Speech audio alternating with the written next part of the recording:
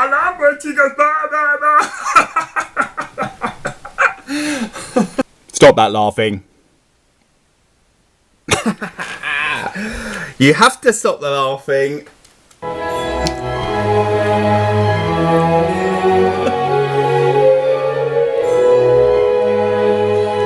Break thanks!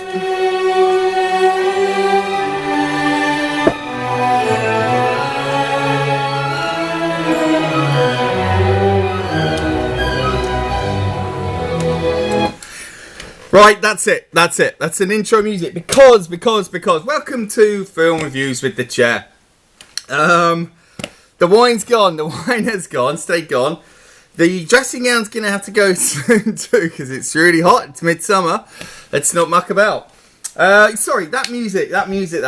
And the reason I said stop laughing is not really to be serious, but because for a moment, that's the music from Star Trek 2. And I'm playing it because James Horner, the composer, died this week, age 61, a bit early. Died in a plane crash. It crashed. Yeah, he composed the music to Titanic, Aliens, Commando, and Star Trek 2 and 3. You know, some really big musical themes. Star Trek 2 being one of my favourites ever in the history of themes. I was burping, sorry. In the history of themes, I read a little bit of a eulogy today on Empire, and he said it is his belief that he must stop people from putting on their coats at the end of the film. The music has to be good enough to stay through, and I think that's a really lovely sentiment. I think he achieved that. Well done him. Sorry to see him go. Rest in peace, James Horner. Now, I don't want to just give you bad news every time I give you news, so this week also, in a lighter note, Jake Lloyd, the bratish kid who played Anakin Skywalker, was this week chased along the motorway at 120 miles an hour by police. It doesn't really say what for, he just was in a high-speed chase, but I like to think that the police just saw him and went, that's that kid who fucked up Star Wars. Let's get him. Let's chase him. That's what I hope. Anyway, that was in the news. Next week, the FBI hunt down and kill Jar Jar Binks in a dawn raid. But anyway, that's enough of the news. There's no more news. That's it. Let's go do some films. What am I doing? I'm doing some films. Right, I'm going to do a DVD now. Just a quick DVD, and then we're going to go into the cinema. The DVD is called They Came Together, and it is directed by a guy called David Wayne and stars Amy Poehler.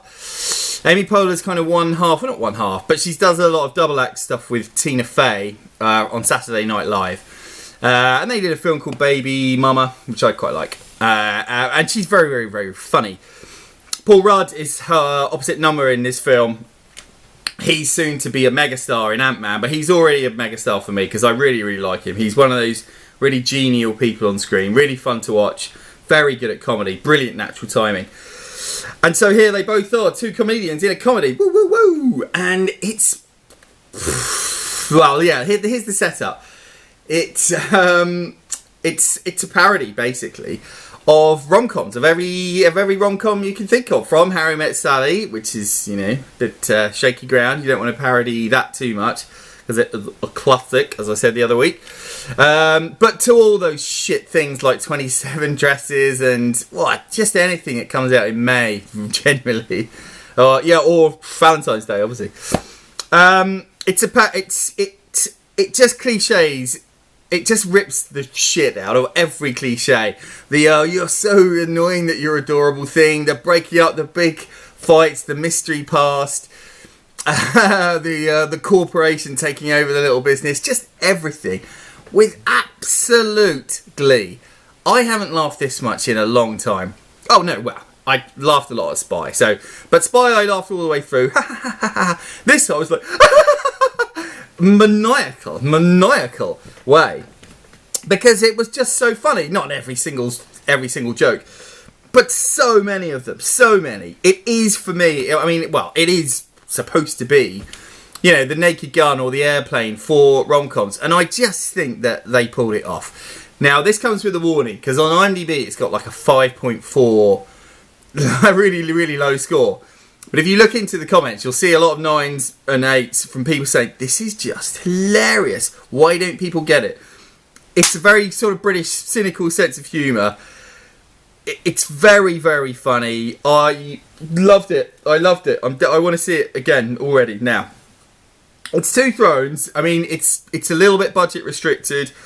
Some of the targets they're shooting for are quite soft targets. So, I mean, there's not an awful lot of wit in trying to rip the piss out of the ugly truth or something. But it's a Two Thrones. It's a laugh all the way through with that little caveat, with that little warning. But if you've got a nice cynical view of life and rom-coms, especially if you've seen a lot of naff rom-coms, as I have, you'll love it. You'll just love it. See it. They came together. I think it was this year. It's a double entendre, you know. Right, on to Mr. Holmes. Sherlock Holmes. Directed by Bill Condon, who done Gods and Monsters, didn't he? Which isn't a monster film. Oh, strong Ribena. Gods and Monsters was about James Whale, the director of Frankenstein. Let's not go too far into this rabbit hole. But it starred Ian McKellen as well, and so does this, as Mr. Holmes. And it's about Sherlock Holmes in his later life. Very much later life. Well, it's got a three-tiered story going on. So one when he was a bit younger, the present, which is when he's pretty old, and the recent, but just a bit before that, like 10 minutes before that. So it's got this three-tiered structure, which kind of keeps you on your toes a little bit. But it's really about Mr. Holmes in his later life and a struggling memory. And it's and he lives in a house with the housekeeper, played by Laura Linney, with pretty fair British accent. She's no Lake Bell, but it's pretty good. And it's a good performance, actually, as a sort of horsey housekeeper. And her little son, Milo Parker. And this is a really good performance. He's a little lad. He's about 6 or 7 or 8 or something. Who knows what age kids are. They're bloody things. But he's one of those. He's one of those kid things. And he loves Mr. Holmes, obviously. In this world, he is very famous, and he's kind of moved here to be away from all that. And he's trying to remember this story. And it's about his ageing, and it's about kind of like an Alzheimer's, really, or he calls it senility, but sort of it looks like along those lines. And imagine, this was Sherlock Holmes, who could remember everything, who could see every detail, but he's still got those gifts, and every now and again they come through and he impresses somebody or other. And what he's trying to remember is this case that he can't quite remember the end of, that Watson wrote it a bit differently, and he really wants to remember the truth of it because it means something to him. He knows it's the key to something. That's kind of that'll do, I think. Oh well, he's also just been to Japan to see a man. There's no point telling you too much. It's very good. It's very, very good. It's a little bit slow. It's beautifully mounted, isn't it? That's what they say. But the colours, rich countryside shots. The old trains, etc. London, 22 Baker Street, and everything. But it's very, very beautifully made, really nicely put together. It's a BBC film, along with some other people, and it's got that mark of BBC quality. It's what they do very, very well. What we do very well. It's ours. It's good. It's not really a mystery thing. It's kind of elegiac, I think they call it. I always like to say elegiac. I think that's got a nicer ring to it. But I think elegiac is how you say it, which is a kind of melancholic poetry about it, because it is quite sad. He can't do this stuff anymore. But it's good. It's a beautifully made film. A little bit slow in places, as I say. It's nice that the structure keeps you wandering around a little bit. All the performances are very, very good, and they really hold you. Ian McKellen's fantastic in this. He's really brilliant. His face, don't take me photo. No, he doesn't say that. But it's just wonderful, these big shots. It's wonderful, wonderful. Big shots of his face. I liked it. I liked it a lot. It's a throne. It's a throne for Mr. Holmes. I saw it when I was a bit tired. A couple of times I did think, I might listen to this bit. But overall, it's a wonderfully made film. And that'll do. A throne for Mr. Holmes in your cinemas right now. why not go and have a look? Now, I'm going to do a film that would have baffled Mr. Holmes. Mr. Holmes! Mr. Holmes! Right. Oh, fuck. I haven't missed anything, have I? Oh! Nah. It's fine. Oh, no, I will say it. No, Mr. Holmes is also just about the power of fiction and the power of a good story. And I wanted to quickly liken that to a real old classic called Sullivan's Travels. And that's about when he realises, you know, the power of laughter. There are themes in Mr. Holmes about the power of fiction, and I think that's a good thing to be in a film, isn't it? Because that's what we like. Right, yeah, a film that would have baffled Mr. Holmes, and it's called Entourage. I'd never seen the series. It's directed by Doug Ellin. Get the directed by out of the way. Who wrote and created the series? And if you haven't, you've probably heard of it. But it's about an actor guy. It's based on Mark Wahlberg's exploits in Hollywood. And it's about an actor guy and his little group of guys who come from New York to be with him in LA. And all their misadventures. Sorry. Oh, no, I can't duck for this one. Excuse me. Can we edit that one? No, keep it in there, you bastard. But, yeah. And it's about these guys. And it's about... The series ran for 8 series or something. It's about them and Jeremy Piven, who's he's their agent. The brilliant Jeremy Piven, I should say. That's the prefix. Yeah, and the series was just about their misadventures in LA. Basically shagging lots of women and drinking a bit and being a bit dumb. But what happens in the film is they shag some women and they're a bit dumb. The main guy's trying to make a film. Jeremy Piven, Ari Gold is his name. He's the head of the studio. He's trying to make the film as well. And then, what happens? Nothing. Just nothing. They just drive around, some stuff happens, not in a dazed and confused good way, but just in the most minor way, all the things that they do. Except for perhaps for Ari Gold, Jeremy Piven. Let's just stick to one or the other, shall we? Except perhaps for Ari Gold, who's a bit het up because he's trying to get this film. He's trying to sort out the financiers. One of the Who's played by Haley Joel Osment, the little weird kid from Sixth Sense. Now he's all grown up and he's quite funny. But yeah, and they drive around Los Angeles, and there are cameos by lots and lots of famous people, lots of rich, ugly men, and lots of beautiful girls. There are tits everywhere. Beautiful, beautiful people, all being a little bit conceited, perhaps. A bit backslappy, yeah, definitely. But the thing is that nothing really happens. Instead, I was imagining the creative meeting before this film, with the guy just putting up his hand and going, oh, what if we put them in a serious situation? And they just go, get out, you idiot. Did you not see the memo? Nothing happens to these guys, it's bad. They just drive around, it's just fine. Minor things, little bits of funny. And that's it. It's just that I've never seen such a pointless film.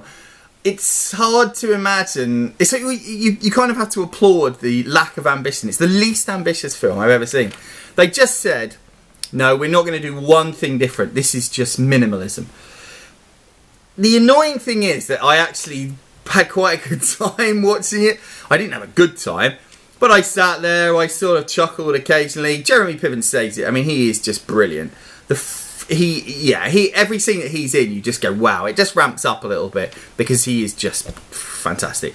All the others, I like Kevin Dillon a bit, but not really. They're kind of not. They're not that pleasant characters, but they're not unpleasant. Oh, it's just aimless nothingness. Oh, I forgot him. Anyway, it's a low chair, no babies. No babies. Sorry, babies in the corner. Nobody puts baby in the corner, but I have. No babies. It's a low chair. If you like this series, you're going to like it a lot more. Pardon me. And I hadn't seen the series, and I didn't dislike it. It's just the fact that nothing happens. It's an hour and a half of just some people. That's that. Low chair. But yeah, it's not a bad time, you know. It's not a bad time. Oh, it's not one for the feminists, by the way. As I said, tits everywhere. Boom, boom, boom. Women are objectified in a cruel and horrible way. I don't make light of it. Right, what am I doing next? I should get this.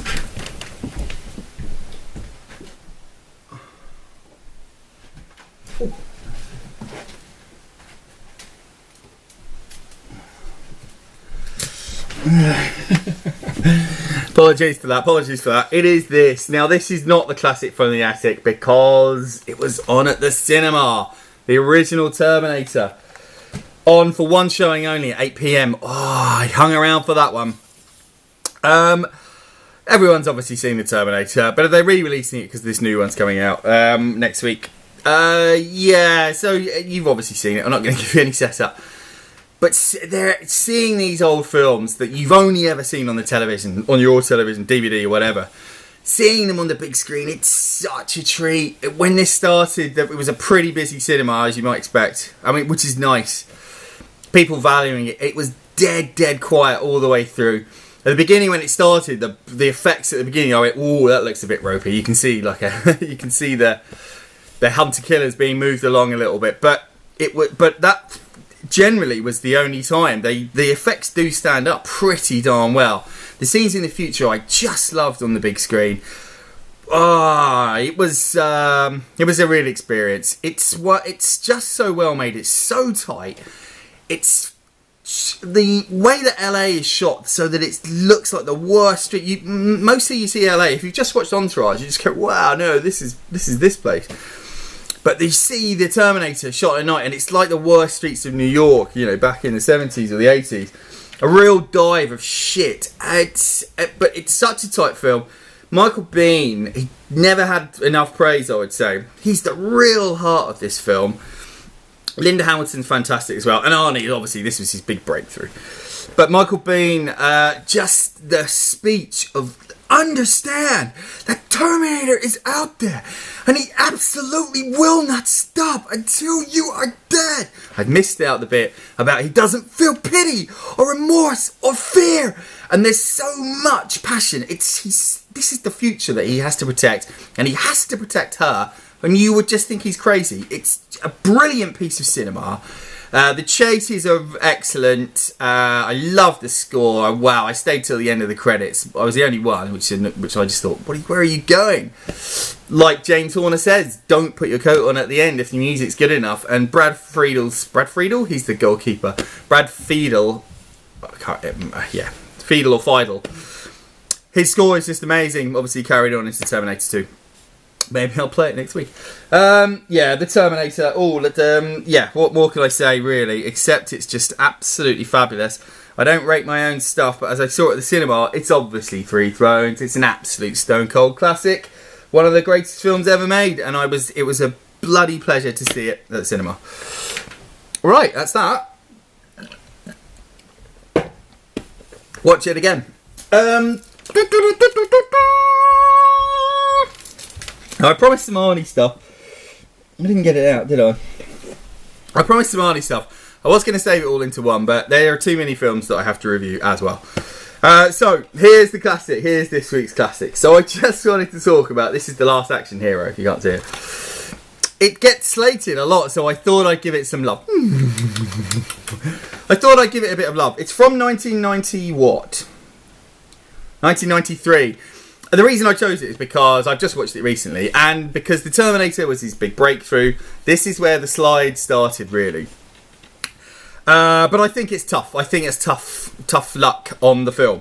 Directed by John McTiernan, who did Die Hard and Hunt for Red October and Predator in a row.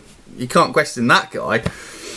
But it's, you've probably seen it, obviously, but it's a kid who loves Arnie, and eventually Arnie, he goes into the movies and follows Arnie around on his adventures. The thing about it is it's a really interesting film. There are so many different weird tones to it that normally I would suggest don't work, but they do for me. You've got that, like, Leo the Fart, get me out of here, and cartoon cats, with his son getting killed, and the Ripper, really disfigured, awful man played by Tom Noonan, who's really, really scary. So all those tonal shifts, I think, like, did it in at the box office. It crashed. It was the first chink in Arnie's armour. But I really like it, and it's got Charles Dance in it, who's just fantastic. Who's one of the great. Well, he's not one of the great villains because he's not in a great film, but he is in a good film. And Charles Dance is just wonderful, isn't he? Not wonderful. He's a superb actor. He has real menace. I've just killed someone, and I want to confess. Yeah, that's where it has the darkness of like New York streets and everything.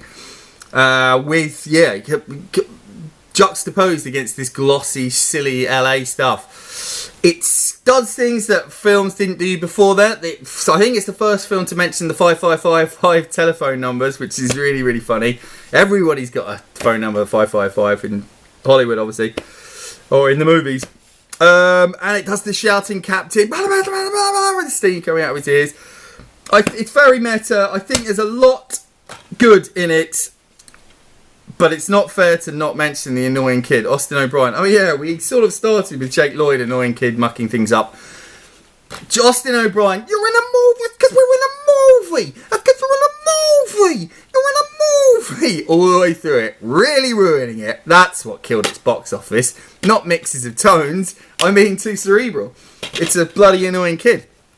But anyway, Last Action Hero, give it some love. It's this week's classic. I think it's better than people say. Better than the box office anyway. That's it. We're going to say goodbye. Yeah. Let's say goodbye. Can I think of something good to end on? No, because I've mucked up the CD player. Right, goodbye. I will see you next week for Terminator Genesis and Minions. Banana!